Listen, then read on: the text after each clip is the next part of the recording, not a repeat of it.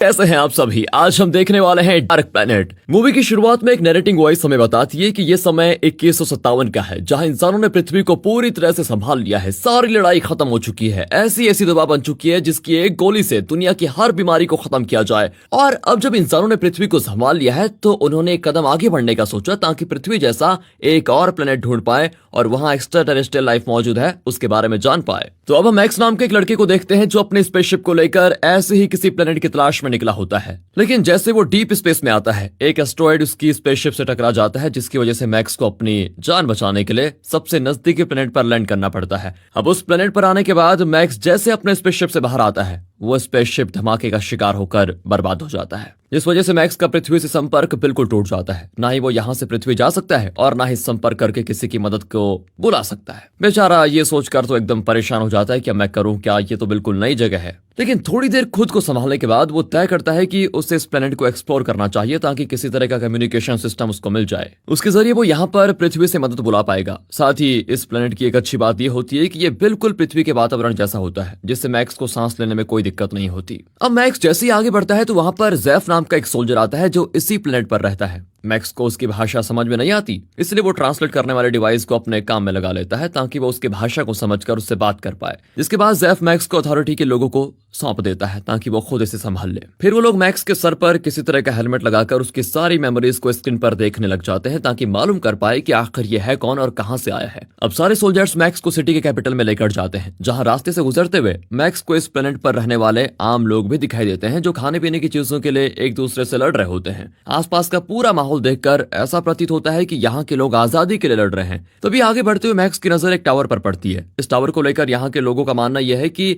ये उन्हें दुश्मनों से बचाता है। लेकिन तभी अचानक से वो टावर विस्फोट हो जाता है, जिसका मलबा मैक्स और उसके साथ ही जितने भी लोग मौजूद होते हैं उन पर ही गिर जाता है। इसमें कई लोग मारे जाते हैं, लेकिन जिस टैंक में मैक्स मौजूद था उसमें जेम्स नाम का एक सोल्जर भी शामिल होता है। इसलिए मैक्स जैसे तैसे उस टैंक से बाहर निकलकर दूर आ जाता है, जिससे दोनों की जान बच जाती है। तब जेम्स मैक्स को बताता है कि क्या हमारे दुश्मनों को काम है, वो हमेशा इस टावर को बर्बाद करना चाहते थे, जिसमें आज वो कामयाब भी हो गए हैं। अब पता नहीं उनका अगला कदम क्या होगा। अब ये सुनकर मैक्स भी हैरान हो जाता है कि यहाँ भी लड़ाई ये कहीं भी खत्म नहीं होती। मतलब दूसरी तरफ स्पेशल रिसर्च डिपार्टमेंट का हेड, जिसका नाम नॉमेड है, वो अपने एक साथी फ्रैंक से कहता है कि मैक्स जहां भी है उसे तुरंत ढूंढकर मेरे पास लेकर आओ। मुझे शक है कि वो जासूस हो सकता है। इस पर फिर फ्रैंक मान जाता है और वहां से मैक्स को ढूंढने के लिए निकल पड़ता है। तो वहीं हम डेविड नाम के एक आदमी को भी देखते हैं। वो भी अपने साथी से मैक्स के बारे में जितना हो सके उतनी जानकारी निकालने के लिए कहता है। इधर फ्रैंक जैसे मैक्स को नॉमेड के पास लेकर जा रहा होता है, तभी उसको सीजर अटैक आता है और इसकी वजह से उसकी गाड़ी दुर्घटनाग्रस्त हो जाती है। फिर इस घटना के बाद वहां लोगों की भीड़ जमा हो जाती है और इस मौके का फायदा उठाकर मैक्स वहां से तुरंत भाग निकलता है और पूरी सिटी को एक्सप्लोर करना शुरू कर देता है। वहां से मैक्स एक क्लब में जाता है, जहां उसकी मुलाकात राडा नाम की एक लड़की से होती है, जो कि असल में जेम्स की बहन है।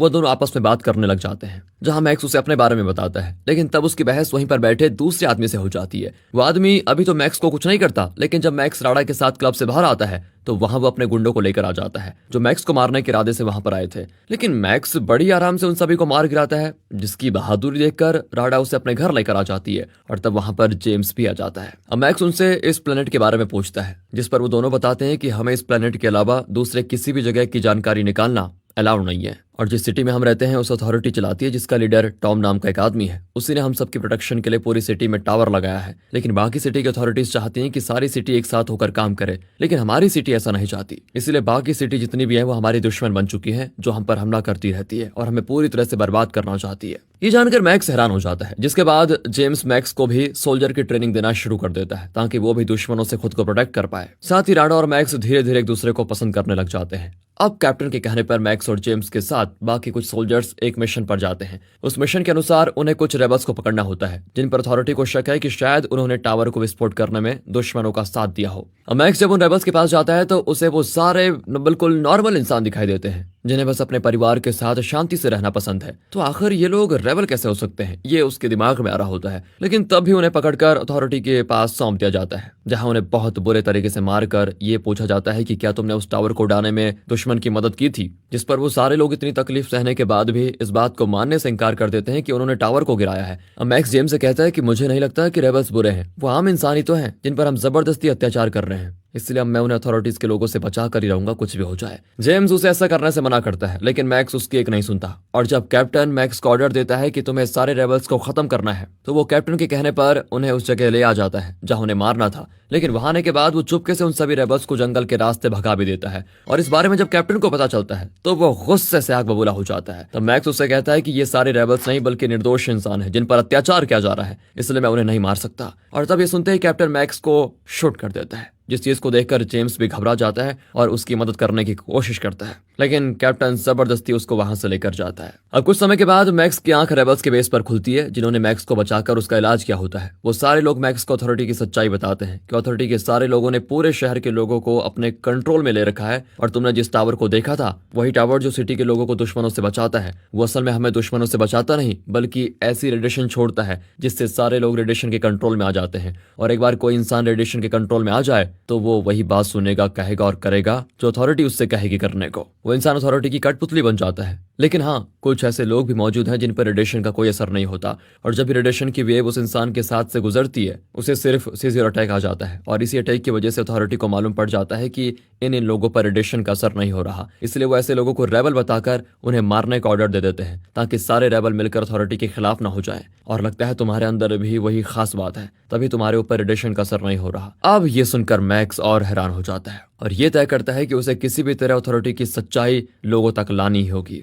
और मैक्स सभी से कहता है कि सुनो मेरी बात, हमें इस सारे टावर को उड़ा देना चाहिए ताकि सभी अथॉरिटी की कंट्रोल से बाहर हो जाए। इस पर ये सारे मान जाते हैं। तब मैक्स उनकी टीम को लीड करते हुए एक टावर के पास जाता है। जाने के बाद वो सारे सोल्जर्स को मारना शुरू कर देते हैं, इसलिए सोल्जर्स भी उन पर हमला कर देते हैं जिसमें कई सारे मैक्स के साथ ही मारे जाते हैं। लेकिन तब भी मैक्स उस टावर में बॉम्ब लगाकर उसे उड़ाने में कामयाब हो जाता है। लेकिन उसके कई साथी मारे भी जा चुके होते हैं तो उसे इस बात का बहुत दुख भी होता है। अब मैक्स वहां से जेम के पास आता है जिसे देखकर वो हैरान भी होता है और खुश भी। फिर मैक्स उसे टावर की सच्चाई बताता है, लेकिन जेम्स को इस बात पर पूरा भरोसा नहीं होता कि अथॉरिटी ऐसा कर सकती है। उसे ये यकीन होता ही नहीं कि ये टावर उनकी रक्षा नहीं बल्कि उन्हें कठपुतली बनाने में मदद कर रहा है। वो इसीलिए क्योंकि जेम्स ने अपना पूरा बचपन यहीं पर गुजारा है। लेकिन इसी बीच वहां पर सोल्जर्स आ जाते हैं और उन पर हमला कर देते हैं, जो यहाँ पर उन्हें पकड़ने के इरादे से आए थे, क्योंकि सोल्जर्स को पता चल चुका था कि मैक्स को सच्चाई पता चल चुकी है और उसकी टीम भी है अब, और उसके साथ जेम्स और राडा भी शामिल है। मैक्स और बाकी अब उनसे लड़ने की कोशिश करते हैं, पर सोल्जर्स की तादाद बहुत ज्यादा हो जाती है जिस वजह से वो पकड़े जाते हैं। इसके बाद उन्हें जेल में बंद कर दिया जाता है जहां पर मैक्स के और भी साथी हैं। यहाँ आने के बाद मैक्स की मुलाकात जेफ से होती है जिसे भी रेबल होने की वजह से यहाँ बंद किया गया था। मैक्स उन सभी को बताता है कि हमें कैसे भी करके इस जेल से निकलना होगा ताकि हम सारे टावर को खत्म करके लोगों को अथॉरिटी के चंगुल से बचा पाए, जिस पर वो सारे लोग मान जाते हैं। इसके बाद नॉर्मा डेविड के पास आकर कहता है, मैंने सुना है तुम किसी मैक्स नाम के इंसान की तलाश में हो, अगर वो तुम्हारे पास है तो उसे मुझे सौंप दो, मैं उसके बारे में तुम्हारे बॉस टॉम को बताना चाहता हूँ। लेकिन डेविड कहता है कि मैं मैक्स को नहीं जानता। साथ ही डेविड को भी सीजर अटैक आ जाता है। इसका मतलब साफ है कि वो भी रेबल में से एक है, लेकिन सारे लोगों से उसने अपनी पहचान छुपा के रखी हुई है। दूसरी तरफ मैक्स जेफ और एक कैदी के साथ चुपके से जेल के बाहर आ जाता है और वहां से टावर को विस्फोट करने निकल जाता है। लेकिन थोड़ी दूर आने के बाद उन पर कुछ रोबोट्स हमला कर देते हैं, इसलिए वो सभी जल्दी से इधर उधर छुपने लग जाते हैं ताकि सारे रोबोट से बच पाए। वहीं डेविड को जब पता चलता है कि मैक्स की बॉडी भी रेबल की तरह है जिस पर किसी रेडिएशन का कोई असर नहीं होता, तो वो अपने एक साथी को तुरंत आदेश देता है कि जाओ और मैक्स को कहीं से भी ढूंढ कर मेरे पास लेकर आओ, वो भी जीवित। पर याद रहे, इस बारे में किसी को कानो कान खबर नहीं होनी चाहिए, वरना मैं तुम्हें जिंदा नहीं छोड़ूंगा। और इस पर वो उसकी बात मान जाता है। इधर मैक्स जेफ और उस आदमी से कहता है कि क्या हो अगर हम अथॉरिटी के सेंटर को ही उड़ा दे जहां से वो सारे टावर को कंट्रोल करते हैं, मतलब जहां से सारे टावर्स को पावर मिलती है। इससे होगा ही कि सारे टावर्स एक साथ बंद हो जाएंगे।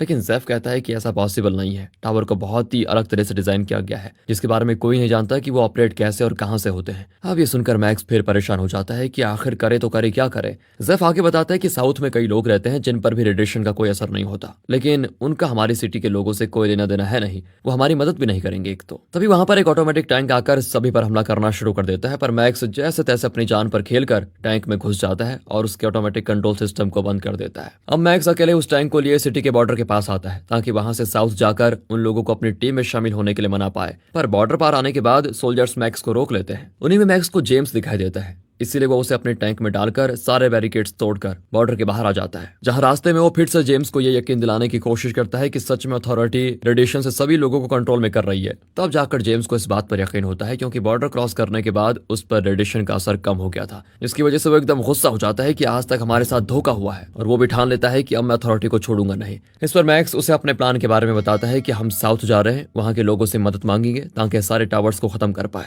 जिस पर जेम्स भी उसकी इस चीज में मदद करने के लिए तैयार हो जाता है। और इसी सीन के साथ ये मूवी यहाँ पर खत्म हो जाती है।